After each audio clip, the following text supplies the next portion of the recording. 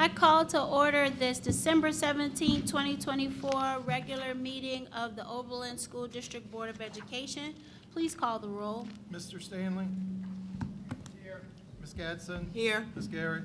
Here. Ms. Stagel? Here. Ms. Emeka? Here.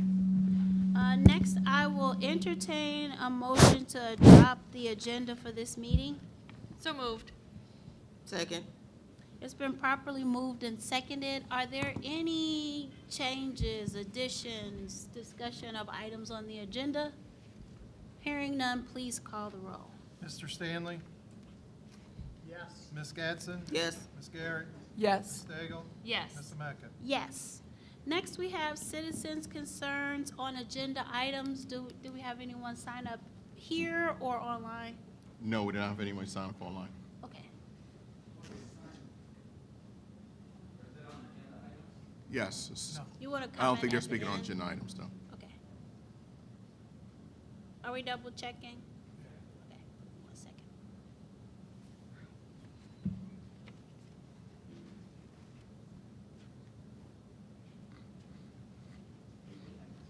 Okay, At the end. okay. Yeah, if someone signed up for citizens' concerns on agenda items, then I would like it. Or if it's for at the end of the meeting, then we'll wait. I think it's agenda. For the end, yeah. okay, Wait. thank you. Thank you. Okay, so no citizens' concerns on agenda items. Next, we have news of note and presentations. Dr. Hall? Okay, we have a couple of announcements to make for the community and for the board as well. We don't have that many any presentations this month. We would like to extend our heartfelt thanks to Tammy Kaliski from We Care Closet for a generous donation. She usually come in and donate clothes for our students for the winter, where it's hat, coats, gloves, and also some Christmas presents too. So we provide those to Mr. Nenemy in the various schools for a few Christmas, give out free Christmas gifts and for winter items as well. And we'd like to thank her for her donations as well, and they'll probably be on the next agenda. On this one? Okay. So they'll be on this one, over $4,000 worth of winter clothing and accessories she provided for our students.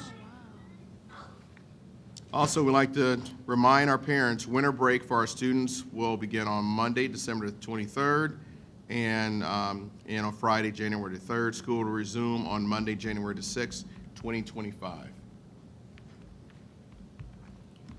Includes announcements. We also have a facilities update. Mr. Eibel? Hello. Hello. We're already. Well, we had a busy month. So a couple things I want to give you heads up on. First, there's an agenda item coming up about the diesel underground storage tank in the bus lot. It's been there for about 40 years. It's a fiberglass tank, but it's in need of repair as far as the concrete slab on top, all the fittings, the vent stack that was repaired 15, 20 years ago, the entire motherboard with the monitoring system. So it's time for it to go away. We're going to spend more to repair it than it certainly is worth, and we have other options to get diesel. So that agenda item is to contract with a company that does tank removal. They will hire, or they do have an environmental company that comes in and monitors everything and takes samples and does everything with the state fire marshal. We want to get that done as soon as possible because you can't just leave it in the ground unused. So you got to get it out of the ground. So we're looking at doing that here December 30th when we don't have kids in. So break time, everybody's available. So if it gets approved tonight, we'll take that out over break. Second thing, we had a close call at Langston with the boilers. You know, we talk about those, 1958. Friday night, I just got home and got a call from Earl that we had boiler problems at Langston, and there was a home dance. The boiler pipes were leaking everywhere, so we had lots of water running all over the place. Big concern. So we brought our trusty great plumber in and boiler company, which was an emergency call in, because we found lots and lots of leaks, like 15. They just kept on coming. And the boilers weren't running. So there was a close call whether we were going to get back to school and have heat on Monday and Tuesday at Langston.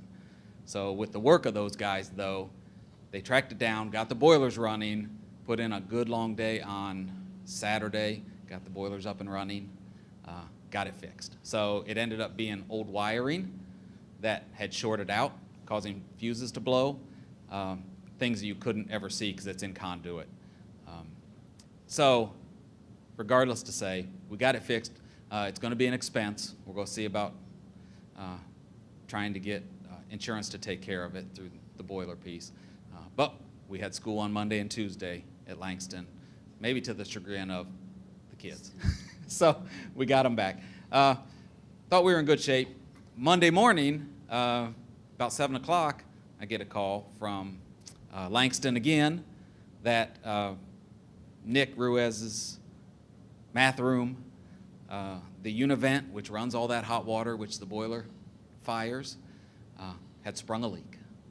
So we had 160-degree steam water that had been running in there kind of all night. So flooded the floor, caused a big mess. We had to relocate his classroom. Again, called the great plumber in. We did solder it and fix it after we got the water shut down. So it was a minor inconvenience in the morning. We got everything stopped up, going, but we've got a mess to clean up. So we'll try another insurance claim. He'll probably get carpet tile now because his tile was pretty ruined. So exciting times with Langston and the boilers. We can't be planning to get a new school soon enough. Again, these are things that you can't necessarily plan for. We take them as they go. And so if you hear anything about either one of those two things, the dance went off without a hitch. We still wasn't a problem. We had school on Monday and Tuesday, thanks to everybody, and we relocated a classroom. And it was also Nick's birthday on Monday, so he came to school on Monday. Happy birthday, Mr. Ruiz. You don't have a classroom. Waterworks for his birthday. He was really good-natured about it. So those are That's good. things, big things you might be hearing about. And we did have an extra classroom to move him to? Yeah, he actually went in the library that day, and I don't know if Miss Hicks relocated him out of the library, but until we get his floor fixed, he's not going to be able to be in there. So we'll do our best to get it done over Christmas, spring break, winter break. Ms. Wright was in the process of fixing the floor, also working with the boilers, putting a little more time into those two as well. So we'll try to get Nick back in his classroom as soon as possible. Yeah. Mr. Ruiz. Yeah, yep. So. We also have a facilities update with our new facility as well. Yeah. So we continue to meet with the architects and the construction manager at risk. We are doing our best, again, to keep it in that budget. We know we have a very tight budget, and every time you talk about square footage, you talk about adding lots of money. So again, we have to just keep it really close this time. So without going to the voters for the levy, right? I mean, we're trying for the bond issue. We're doing our best to give, and it'll still be a great building. But we continually, Dan DiNicola continually talks about budget and timeline so that, again, we come in under budget and on time as we did in this building too. So, and still have a great facility. So we've started meeting monthly.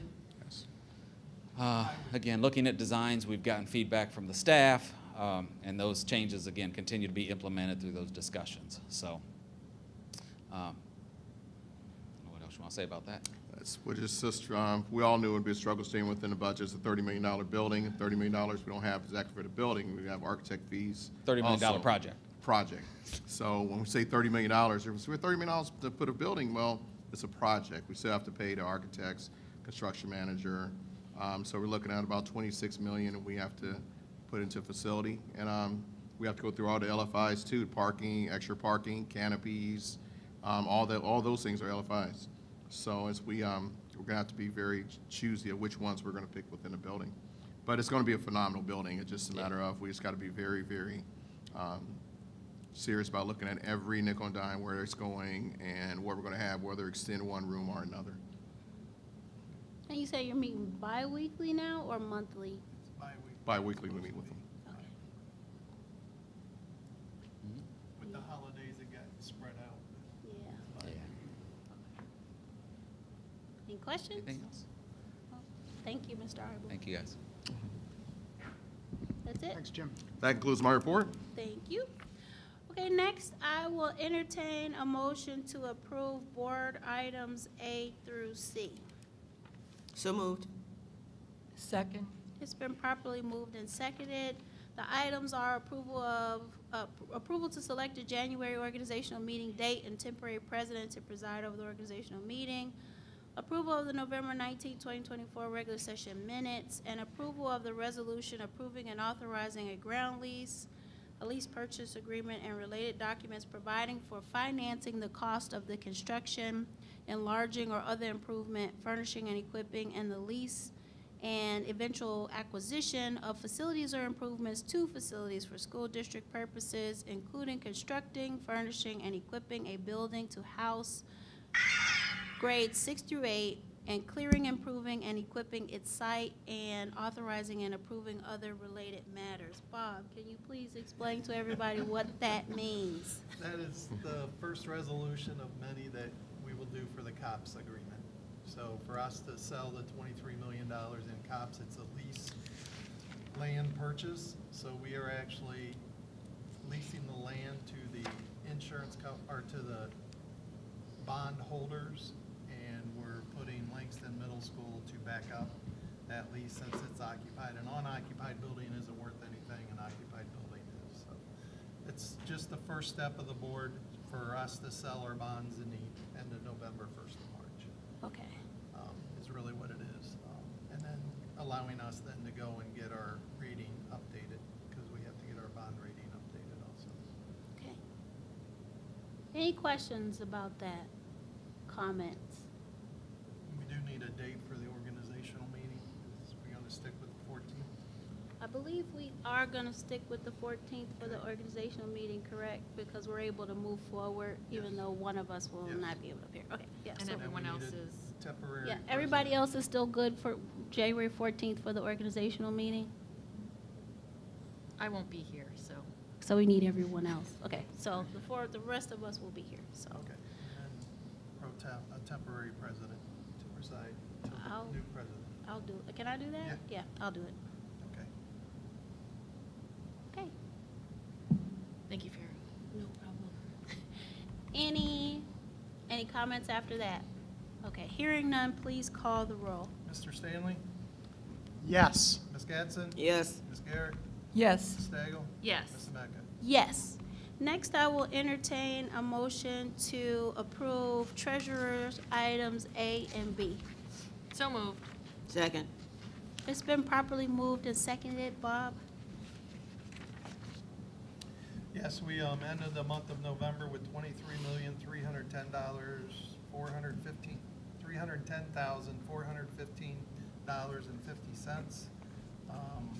We had $26,526.81 in outstanding warrants. We didn't have any adjustments, and we balanced to the penny. I did move $3 million from Star Ohio into U.S. Bank to have it invested with the interest rates. Ultimately, they feel that they're going to fall, so I just put it so that we could get longer terms, because Star will be very volatile as the stock market drops, so will their interest rate. What is the interest rate we're gonna get? Interest rate right now through Star, I think it was at 4.51%, but it has been falling Oh. on a daily basis, so. Will it stay at that rate? once- It will go down. Our portfolio right now is in the mid-3s, and what we're buying is in the high 4s. So ultimately, it will raise our long-term borrowing, and that's money that we don't need presently to operate, so. Interest for the month, we received $56,012.34, bringing us year-to-date since July, $333,356.94. So we have done quite well in the conservative investments we're allowed to invest in. As for the 5-year forecast, we are moving right along with the forecast we approved last month. There's really nothing that stands out. Everything has come in pretty much in line with where we thought. We are up in expenses, which we knew we would be because of the ESERS money, and now that money's coming out of the general fund. And we've brought in close to 600,000 more than we did last year, so.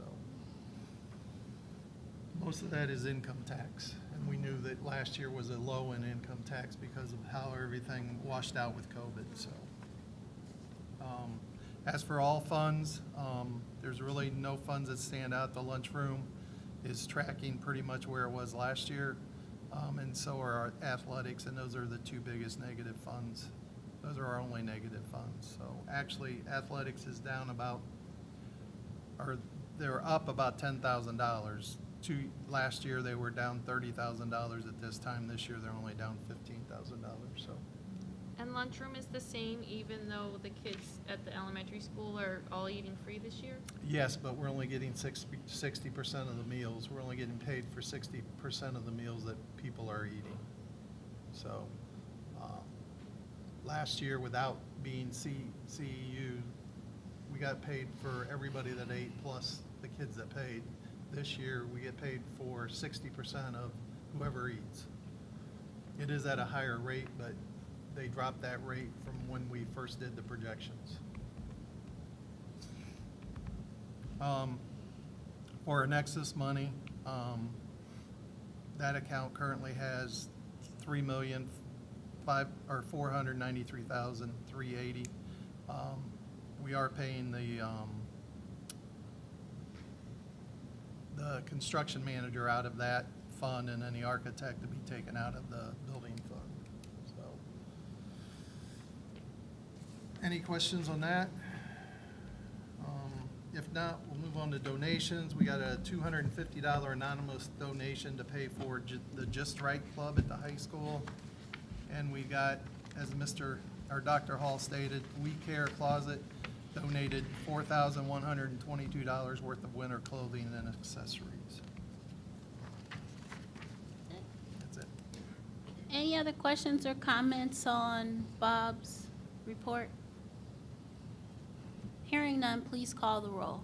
Mr. Stanley? Yes. Ms. Gadsden? Yes. Ms. Garrett? Yes. Ms. Stagel? Yes. Ms. Mecca? Yes. Next, I will entertain a motion to approve superintendent's consent items A through D5. So moved. Second. It's been properly moved and seconded. Dr. Hall? Okay, thank you. Item A is approval of the ASL distant learning field trip to attend to go to Washington, D.C. We have 2 students that will attend that field trip on behalf of the district. That was open to various levels of ASL students at the high school.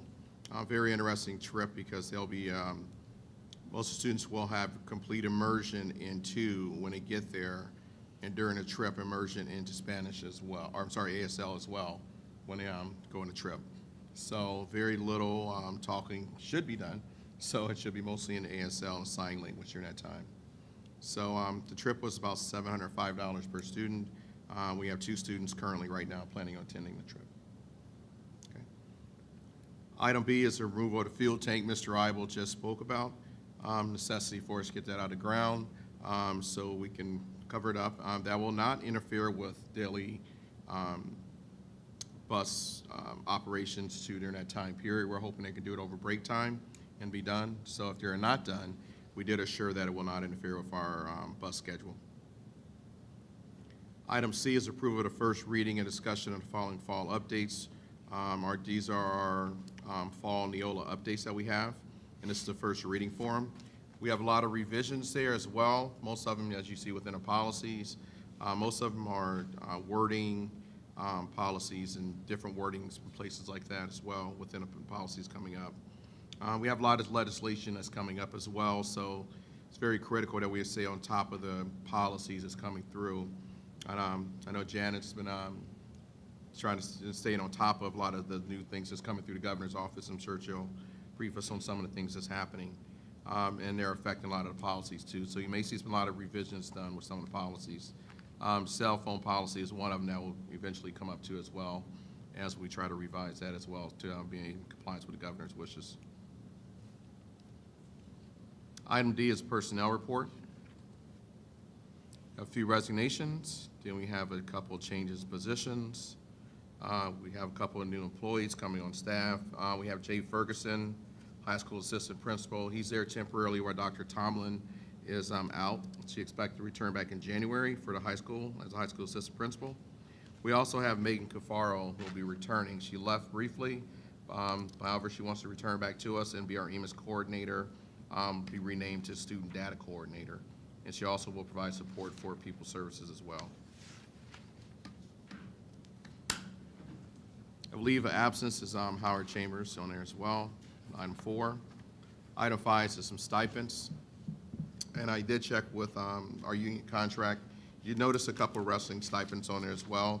Our union contract currently has 3 wrestling positions, actually 4 now since we added female wrestling to our sporting events and athletics. So they actually have 3 positions as they're currently now into negotiated agreement. Gonna have to get the numbers for them, but I've noticed that their middle school and high school assistant principals are high school wrestlers, assistant wrestlers, coaches as well.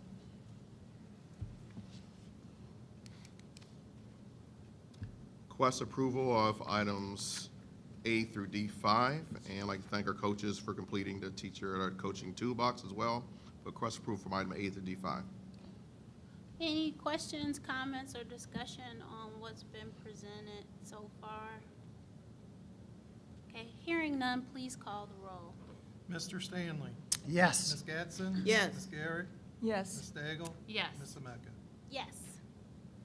Okay, so next we have comments, discussions, and board update for the different areas where board members are liaisons or representatives. There was a policy committee meeting, and Dr. Hall already went through the first reading of those different policies and kind of described what the changes were. So we met in order to get those on the agenda for this month. Anyone else? Yeah, there was an article in the Chronicle last week about Senate Bill 295, which will make it so that they can close schools that are low performing. They're not just talking about the whole district, they're talking about targeting individual schools, which in my opinion, I can foresee a lot of middle schools being closed across the state, and that would be really unfortunate.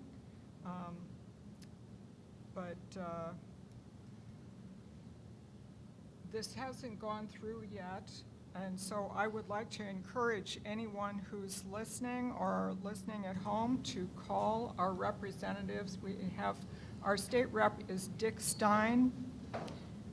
His phone number is 614-466-9628. Our state senator is Nathan Manning, and I'm happy to report that in this article it said that Nathan Manning strongly opposes this bill. And so I took the opportunity to call and congratulate him. I mean, I think that our representatives deserve a pat on the back when they do something right. I also have Governor DeWine's phone number. It is 614-466-3555. And I would encourage people to call his office as well and say, if this lands on your desk, please do not sign it. This is just a further erosion of public education in Ohio, and I think that low-performing schools should be given the help that they need rather than punishment.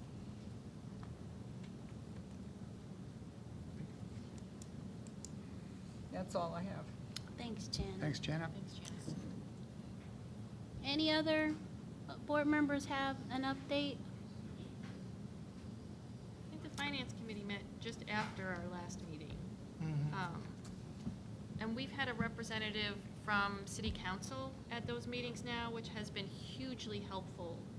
I think, in the school district town relations. So thank you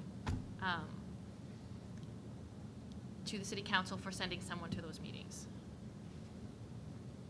And then I have a JVS update from our representative, Ann Sham. She said that JVS is making progress on their commercial driver's license or CDL program. The work on the lot should begin in the spring with the hope of the program going live in the fall of 2025. JVS does have reaccreditation of the Adult Career Center to navigate as well. With reaccreditation comes a 6-month moratorium on new programs. So JVS is proactively looking to avoid complications with the CDL program rollout. Elyria will be hosting a Martin Luther King celebration on January 20th, featuring the new Ohio Teacher of the Year. They are offering a student MLK art contest and want to encourage people to participate. And then the JVS board members discussed AI in education and the assorted implications around efficiency, effectiveness, governance, and ethical considerations.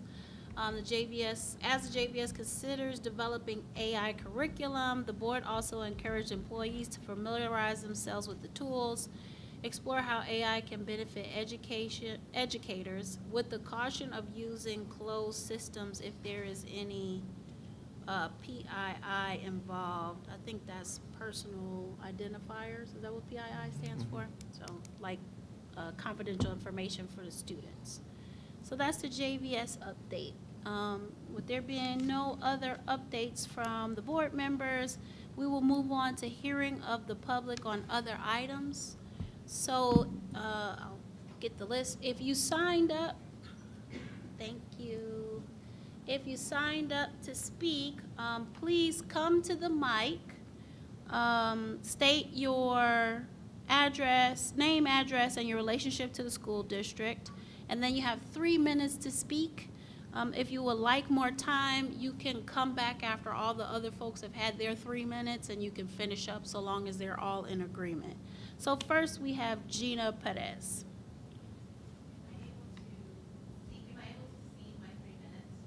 Someone else? Yeah, I mean, it's just the 3 of you that are gonna, yeah, you sure can. As long as you all agree, we're fine with it. Or I'm, You come up to the microphone Yeah. and turn the mic on, and everyone can hear you. Thank you. This one? and please This on? be sure to address the board. Yeah. My name is Stephen Volk. I live at 27 King Street here in Oberlin. And my relation to the school board and the school district is I'm a member of this community. I am speaking on behalf of Oberlin Community Supporting Immigrants, OCSI organization. The incoming administration ran on a platform demanding the mass deportation of immigrants. It has appointed and nominated individuals primed to carry out that undertaking. Such promises have spread fear and desperation to the immigrant community, including those in Oberlin, many of whom have lived here for years, and some of whom have children in the public schools. The president-elect recently indicated that he would remove the restraints from Immigrations and Customs Enforcement, ICE agents, from entering at will sites that were previously off limits, including schools. Unsurprisingly, immigrant parents with children in Oberlin schools are terrified that ICE will enter schools and question and/or detain their children. Their fear is justified and requires that the district adopt policies and protocols to protect the rights of both students and parents while ensuring the safety of everyone in Oberlin schools. Teachers and those who work with students need to be aware that immigrant students will be increasingly anxious and fearful, and that they need to redouble their efforts to protect all students from harassment and bullying. All school employees need to be aware that the Constitution protects everyone in the country against warrantless detentions, Fourth Amendment, guarantees them the right to remain silent, Fifth Amendment, and assures them due process rights, 14th Amendment. As pertains to the schools, the Fourth Amendment prohibits unauthorized individuals, including ICE agents, from entering spaces not otherwise open to the public without a legally valid warrant or the permission of an authorized school official. They can enter spaces where the public is allowed, but not, for example, classrooms. We recommend that the district explicitly adopt a policy consistent with the Fourth Amendment rights prohibiting agents without warrants from entering unauthorized spaces in the schools. Further, school employees should be made aware of everyone's Fifth Amendment rights to remain silent and should be prepared to respectfully indicate to immigration officials who appear to be questioning students as they enter the schools that they, the students, are not required to answer their questions.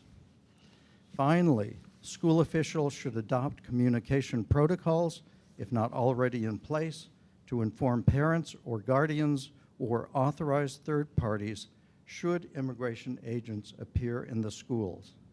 I'd be happy to elaborate on any of these and have a prepared handout if anyone wants them afterwards. Thank you very much. Yes, I was wondering if you could provide us each with a copy of your state. Will do. Your comments, that would be wonderful. Thank you. All right, thank you.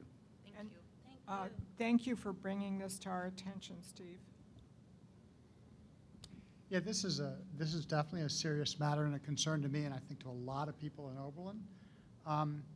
I wonder, would it be appropriate to bring together a committee, an ad hoc committee of concerned citizens and teachers, parents, and take this, this suggestion as a starting point and see what we as a community can do to protect our students and families.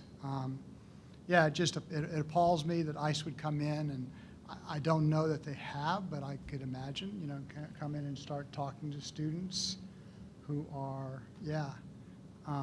anyway, I appreciate you bringing this to I hadn't thought of it in terms of schools, which is really embarrassing, but definitely a high concern. Yeah, I like that idea of having an ad hoc committee to look into this and make recommendations to the board for policy. I think that's a good idea. The first thing, though, I would like to do is, there's a lot of law that was mentioned there in Steve Volk's presentation, so I'd like to have our lawyers advise us on the law as it stands right now to make sure that we are informed as far as that's concerned. And then I think it would make sense then after that to put a group of folks together to start talking about how best to implement this. I don't know that there's going to be policy changes coming from where we normally get them from to address this issue. And so I don't necessarily want to wait for that. But I do want to make sure that our steps are ordered before we start calling the community in to help us address this issue. So I think that would be the first step, to just check the law. And then after that, we can, we can't have more than 2 board members participate. So we'll have to figure out which 2 board members. And then from there, we can work with some of the folks here and then others from the community. And if there are staff members or administrators too, I think it would be a good idea, as Ken and Janet suggested, to get together and get ahead of this. I know currently now that law enforcement do not come into our schools without going through the main office or taking students out currently at this time now, that it doesn't happen. Law enforcement have to go through the main office. Usually we have any, like from the FBI investigations, whatever, they do work through our main office area first before they come into the schools. We had a couple incidents, I believe, involving ICE within a school. They were cooperative and worked with us. They not just go and work with the family through the school. They may have done things on their own from the home perspective, but anytime they interacted with the school, they did come through the central office first or administrators first. So currently now, does not happen with any law enforcement agencies coming in, directly grabbing the students. They do have a warrant. They come to the main office. They talk to our students. We'll bring them down to the office and we'll alert the parents. We operate under local parentis, where our administrative staff and our teachers are actually sit in lieu of our parents until somebody gets there. So we have to actually advocate for them and say, no, you know what?